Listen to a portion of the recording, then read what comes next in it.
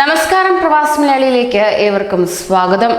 ദുബായിൽ നിന്നും diplomatic baggage വഴി സ്വർണം കടത്തിയ കേസിൽ ഫൈസൽ ഫാരിദിലേക്ക് NIA അന്വേഷണം നീളുകയാണ്.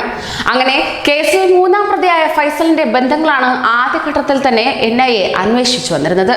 അങ്ങനെ ഒരാഴ്ച ഒളിവിൽ കഴിഞ്ഞ സ്വപ്ന സുരേഷും സന്ദീപും NIAയുടെ വലയിലായി.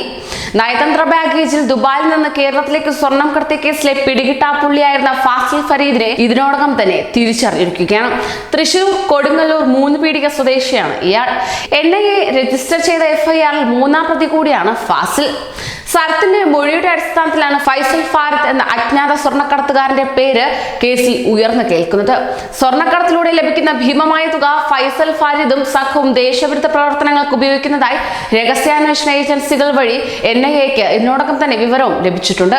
അതുകൊണ്ട് തന്നെയാണ് ഇയാളെ മൂന്നാം പ്രതിയാക്കി FIR രജിസ്റ്റർ ചെയ്തിരിക്കുന്നത്. ദുബായിലെ കിസൈസിൽ ജിംനേഷ്യം, ആഡംബര വർക്ക്ഷോപ്പ് അടക്കമുള്ള സ്ഥാപനങ്ങൾ സ്വന്തമായുള്ള ബിസിനസ്സുകാരനായ ഫാസിൽ ദുബായ് നഗരപ്രദേശമായ റാഷിദയിലാണ് താമസിച്ചു വന്നിരുന്നത്.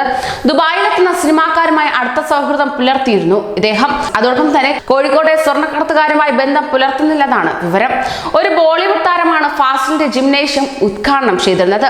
നേരത്തെ ഫാസിൽ ഫരീദ് ദുബായിൽ നിന്ന് സ്വർണ്ണക്കടത്ത് നടത്തിയിട്ടുണ്ട്. എന്നാൽ കുറഞ്ഞ തോതിൽ സ്വർണം കടത്തി തുടങ്ങിയ ഇയാൾ ഇതാദ്യമായാണ് ഇത്രയും വൻതോതിൽ സ്വർണം കടത്തുന്നതെന്നാണ് ലഭ്യമാക്കുന്ന വിവരം.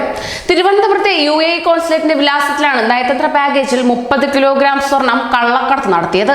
ഇത്രയും വലിയ കള്ളക്കടത്ത് നടത്തിയത് ഇയാൾ ഒറ്റയ്ക്കായിരിക്കില്ലെന്നാണ് കരുതപ്പെടുന്നത്. ഫാസിൽ ഫരീദിനെ പിടികൂടുന്നതോടെ കേസിൽ നിർണായക വഴിത്തിരിവുണ്ടാകുമെന്നാണ് പ്രതീക്ഷ കൽപ്പിക്കുന്നത്. ദുബായ് അൽ റാഷിദയിൽ താമസിക്കുന്ന ഫൈസൽ ഫരീദിനെ ഇന്ത്യയിലേക്ക് കൈമാറാൻ UAE-യോട് ആവശ്യപ്പെട്ടേക്കുമെന്നാണ് സൂചന. സ്വർണ്ണക്കള്ളക്കടത്ത് കേസിൽ UAE-യുടെ പേരും ഉയർന്നു കേട്ടതോടെ ഇതിനോടൊപ്പം തന്നെ UAE-യും കടത്തന്വേഷണമാണ് നടത്തി വരുന്നത്.